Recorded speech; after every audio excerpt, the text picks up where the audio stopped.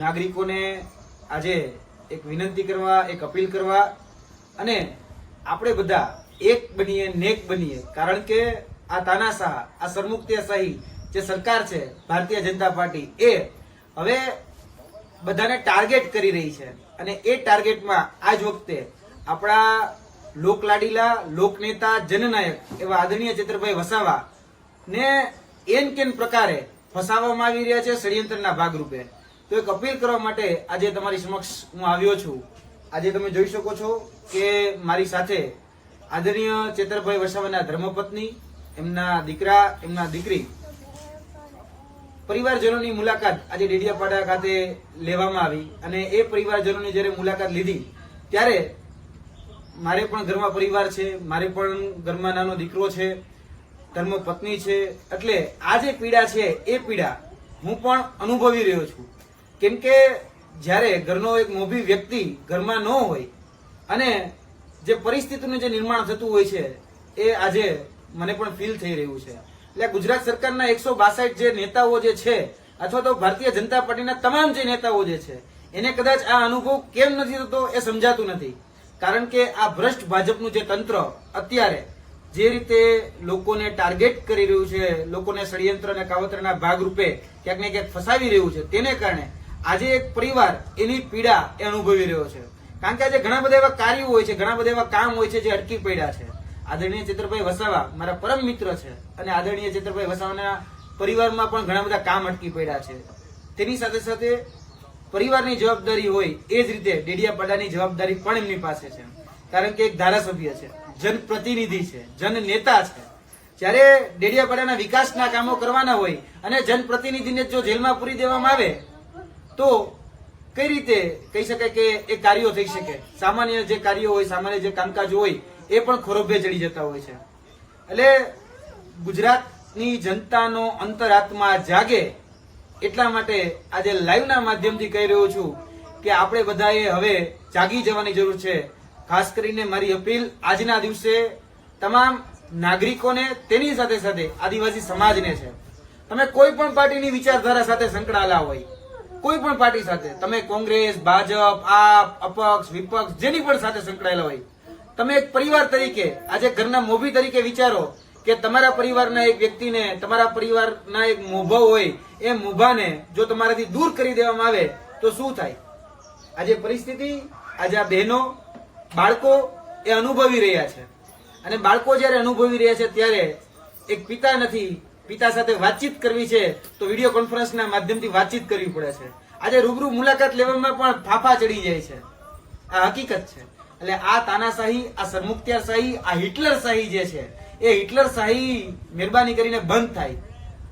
કહેવાય છે ભાઈ કે બાકર બચ્ચા લાખ, લાખે બેચારા, પણ સિંહણ બચ્ચો એક અને એકે હજારા. એવો અમારો ચેતર વસાવા જે આદિવાસી શેર છે, જે જજુમી રહ્યો છે એકલા હાથે, અને એ જનતાને અપીલ કરી રહ્યું છું, જ્યારે એ ચેતર વસાવા જ્યારે એકલા હાથે લડી રહ્યા છે એમાં નાજ નથી, એ સિંહ છે, એ હાવત છે. એની ડણક એ વિધાનસભામાં પણ ગુંજે છે. એની ડણકથી 162 થરથર ધ્રુજે છે. એ હકીકત છે. પરંતુ હવે એમના પરિવારને અને ડેડિયાપાડાની જનતાના જે સામાન્ય કામો અટકી પડ્યા છે એના માટે જરૂર છે ચેતરભાઈ વસાવાની. જોવા જઈએ તો ખૂબ સામાન્ય કેસ છે. એક એક્ટિવિટીની સંકલનની મીટિંગ હોય અને એ સંકલનની મીટિંગમાં નાની એવી બોલાચાલી થાય અને કહી શકાય કે કદાચ વાતાવરણ ઉગ્ર થયું અને ઉગ્રમાં ક્યાંક ઘુસાટુસીમાં કોઈ ઉપર ક્યાંક આક્ષેપબાજી કે આરોપબાજી થઈ, માની શકીએ છીએ કે બધી જગ્યાએ મીટિંગોમાં આવું નાનું મોટું થતું હોય છે. આમાં પણ થયું. પણ 307 જેટલી ગંભીર કલમ, એટલે કે એટેમ્પ્ટ ટુ મર્ડર, જે ક્યારેય પણ એક સામાન્ય ગ્લાસની ઘટનામાં ન હોય, કાચના ગ્લાસની ઘટનામાં 307 જેવી કલમ લગાડી અને આ મુદ્દાને સનસનીખેજ બનાવી દેવામાં આવ્યો છે. સનસનીખેજ એટલે આખા ગુજરાતની અંદર ચકચારી થઈ જાય અને પછી જયારે જામીન લેવા જાય ત્યારે કોર્ટમાં વકીલ એવું કે ભાઈ કે આ સાહેબ બહુ મોટો ચકચારી કેસ છે, આમાં જામીન ન આપો. અને જોવા જઈએ તો ચીફ જ્યુડિશિયલ કોર્ટ ના પાડે, સેશન્સ કોર્ટ ના પાડે, હવે હાઈકોર્ટના દરવાજા ખખડાવવાનું થયું. અને એ જ જોવા જઈએ તો મંત્રીના દીકરા, બચુભાઈ ખાબડના દીકરા, જે 509ની કલમમાં અંદર હતા, જે કદાચ એના કરતા પણ ગંભીર વાત કહેવાય કે આજે હજારો કરોડનું કૌભાંડ કરેલો વ્યક્તિ એ કહી શકાય ચીફ જ્યુડિશિયલ કોર્ટમાંથી છૂટી જાય અને આદરણીય ચેતરભાઈ વસાવાને તમે સેશન્સ કોર્ટમાંથી નથી છોડતા. એટલે આ જે ચાલી રહ્યું છે, આ જે અત્યારે જે પરિસ્થિતિ છે, એ પરિસ્થિતિ અમે સમજાવવા માંગીએ છીએ નાગરિકોને. કેમ કે નાગરિકોને સમજવું પડશે આજે બે કાયદા એ ગુજરાતની અંદર કામ કરી રહ્યા છે. એક કાયદો એવો છે કે જો તમે ભારતીય જનતા પાર્ટીનો ખેસ પહેરો છે તો એના માટે એક અલગ કાયદો છે, અને જો કોઈ વ્યક્તિ સામાન્ય જનતાનો અવાજ બને છે, આદિવાસી સમાજનો હીરો બને છે, આદિવાસી સમાજની વેદનાનો વાચક બને છે, તો એના માટે અલગ કાયદો છે. અને એમ કેમ પ્રકારે દબાવવા માટે આવા કાયદાઓનો ઉપયોગ કરી અને ટાર્ગેટ કરવામાં આવે છે. અત્યારે પણ આદિવાસી સમાજના નેતા ચેતરભાઈ વસાવાને એક કહી શકાય સુનિયોજિત કાવતરાના ભાગરૂપે એને ટાર્ગેટ કરવામાં આવ્યા છે. કેમ કે એ હીરો છે, જાણે છે બધું.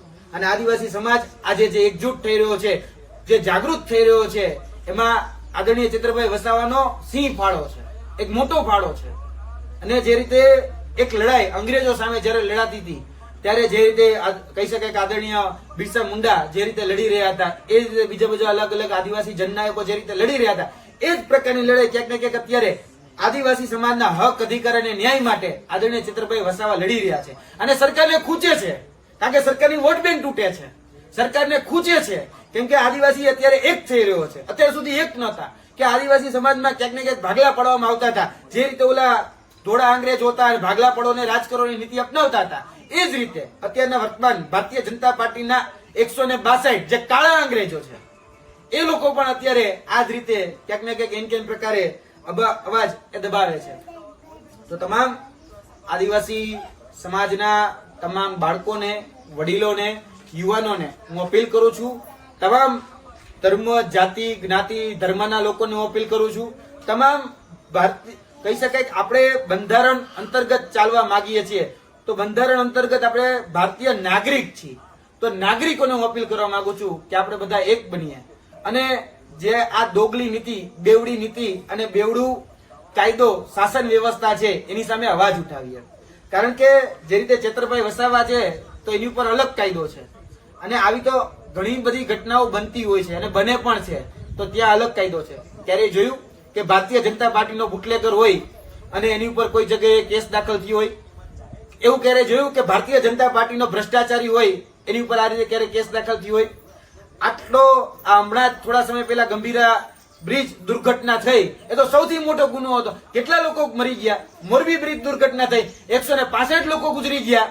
એ જ રીતે હરણી કાંડ થયો, કેટલા લોકો એમાં ગુજરી ગયા. એ રીતે તક્ષશિલા કાંડ થયો, કેટલા લોકો ગુજરી ગયા. એ રીતે અમારા બોટાદની અંદર કહેવાય છે કથિત રીતે કેમિકલ કાંડ, હતો દારૂ કાંડ થયો, કેટલા લોકોએ પોતાનો જીવ ગુમાવવો પડ્યો. કેમ ભાઈ એની ઉપર એક્શન ન લેવામાં આવ્યા?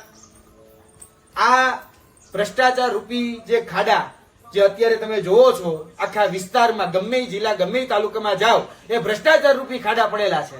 કારણ કે કોન્ટ્રાક્ટરોએ પોતાની કટકી કરી અને પોતાના પેટ ભર્યા છે. આ કોન્ટ્રાક્ટરોના, નેતાઓના, ભારતીય જનતા પાર્ટીની શાસન વ્યવસ્થામાં એ લોકોના પેટ મોટા થઈ રહ્યા છે ને, એટલે આ બધા ખાડા એ વધારે પડી રહ્યા છે. એટલે હું અપીલ કરું છું ગુજરાતની જનતાને, ગુજરાતના નાગરિકને, કે મહેરબાની કરી આપણે એક બનીએ. આ કુવ્યવસ્થા સામે, કુશાસન સામે, આ સરમુખત્યારી શાસન સામે આપણે બધા એક થઈને લડીએ.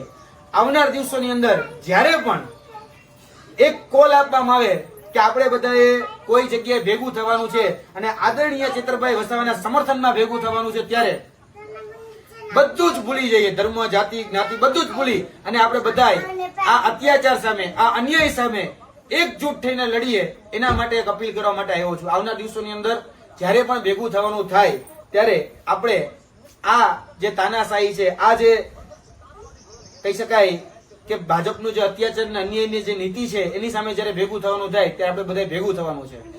બાકી હું ભાજપને પણ કહી દઉં છું કે વડે નહીં દુનિયામાં કઈ ગેંગે કે ફેફે થવાથી, વડે નહીં દુનિયામાં કઈ ગેંગે કે ફેફે કરવાથી, ઘડીક શણગાર મર્દોનો સજી લ્યો તો મજા છે, અને મજા કઈક ઓર છે દાદ જો કાયર વેશ મૂકો અને કદમ બે કાળની સામે ભરી લ્યો ને તો મજા છે. અને કદમ બે કાળની સામે આ ચેતર વસાવાએ ભર્યા છે અને એક કાળની સામે અત્યારે લડી રહ્યો છે.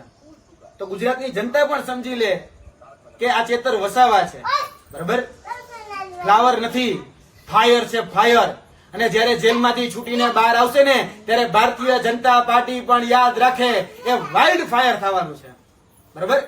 એટલે તમે જે આ અત્યારે આ દોગલી નીતિ, દોગલું વલણ અને આ જે અત્યાચારી અને જે અન્યાય નીતિ અપનાવી છે, તો એની સામે તમારે પણ તૈયાર રહેવાનું છે. જેટલો કાયદાનો ગેરઉપયોગ કરશો, જેટલો પોલીસને હાથો બનાવશો અને જેટલા કર્મચારીઓને હાથો બનાવશો, જે બેન ઉપર કઈ ટિપ્પણી જ નથી થઈ એ બેન ઉપર આજે કહી શકાય કે એને ક્યાંક ને ક્યાંક હાથો બનાવી અને કશું વાંધો નહીં, એ બેનને ક્યાંક ને ક્યાંક હાથો બનાવી અને આ ગુનો દાખલ કરવામાં આવી રહ્યો છે. એટલે યાદ રાખજો, જે પણ લોકો ખોટું કરી રહ્યા છે પછી એ પણ ભોગવવા માટે તૈયાર રહે. કારણ કે પછી આવનાર દિવસોની અંદર જે લોકો જે ભાષામાં સમજે છે એને એની ભાષામાં જવાબ દેવામાં આવશે અને આવશે જ. કારણ કે પછી જેવું કરશો એવું જ ભરશો. અમે હજી મર્યાદામાં છીએ. અમે હજી ક્યાંય પણ સૈદ્ધાંતિક રીતે કે બીજી ત્રીજી રીતે કોઈ પણ જગ્યાએ અમે ક્યાંય પણ હજી ઉણા ઉતરા નથી.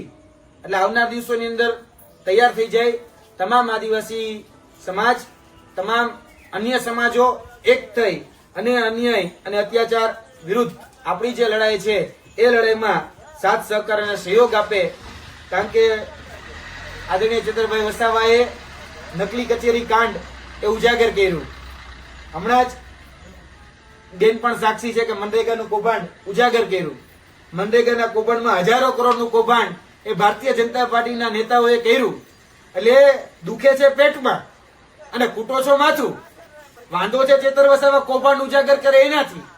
જો તમને વાંધો હોય તો યાદ રાખજો, કૌભાંડને ડામવાની તૈયારી કરવી જોઈએ અને કૌભાંડને ડામવા જોઈએ. જે ઉજાગર કરે છે એને નો ડામો. કારણ કે ભૂતકાળમાં તમે અમારે પણ આ હાલ કર્યા છે. અમે જયારે પેપર લીકેજના કૌભાંડોને ઉજાગર કરતા હતા ત્યારે તમે અમને પણ જેલમાં નાખેલા છે. પણ હવે આ તાનાશાહી કે આ કિન્નાખોરી એ અમે નહીં ચલાવી લઈએ અને રાજકીય કિન્નાખોરી તો જરા પણ નહીં ચલાવી રહીએ. એટલે યાદ રાખજો, આવનાર દિવસોની અંદર આદિવાસી સમાજ હોય, અન્ય તમામ સમાજ હોય, 18 વરણ 34 જ્ઞાતિ જાતિ તમામને અપીલ કરીએ છીએ કે આવનાર દિવસોની અંદર જ્યારે પણ ભેગું થવાનું થાય ત્યારે આપણે બધા જ કોઈ પણ પાર્ટી હોય, કોઈ પણ ધર્મ હોય, કોઈ પણ જાતિ હોય, કોઈ પણ જ્ઞાતિ હોય, એ બધું જ ભૂલી આ અન્યાય અને અત્યાચાર સામે લડીએ. કારણ કે આજે ચેતર વસાવા છે, કાલે એવું ન બને કે તમારા પરિવારમાંથી કોઈ મોભી, તમારા પરિવારનો કોઈ આગેવાન ને જેલમાં જવાનો વારો આવે. આ લડાઈ એ આપણા અસ્તિત્વ માટેની લડાઈ છે. આ લડાઈ એ આપણા ભવિષ્ય માટેની લડાઈ છે. આ લડાઈ આપણા બાળક માટેની લડાઈ છે. આ લડાઈ યાદ રાખજો, આપણા અસ્તિત્વ ટકાવવું હશે તો એના માટેની લડાઈમાં આપણે એકજૂટ થવું ખૂબ જરૂરી છે. એટલે વધારે વાત ન કરતા એટલી સંવેદના ચેતરભાઈ વસાવાના પરિવાર સાથે હું રાખું છું કે જ્યાં પણ જે પણ રીતે મારી જરૂર પડશે, એમના દીકરાને કે એમના દીકરીને કે ધર્મપત્નીને કે પરિવારજનોના કોઈ પણ સભ્યને, તો અમે ખભોથી ખભો મિલાવીને એમની સાથે ખભોથી ખભો રાખીને ઊભા છીએ. તમામ આ દુઃખના સમયમાં, ભૂતકાળમાં પણ જે આવ્યો છે અને ભવિષ્યમાં પણ જે આવશે એ સમયમાં પણ તમામ પ્રકારની સંવેદનાઓ એમની સાથે છે. જ્યાં પણ કહેશે અમે એનો સાથ સહકાર અને સહયોગ આપવા માટે તૈયાર છીએ. કારણ કે ચેતરભાઈ વસાવા એ અમારા દિલમાં વસે છે અને ચેતરભાઈ વસાવા માટે જો ધ્યાન દેવું પડે તો એના માટેની પણ અમારી સંપૂર્ણ તૈયારી છે.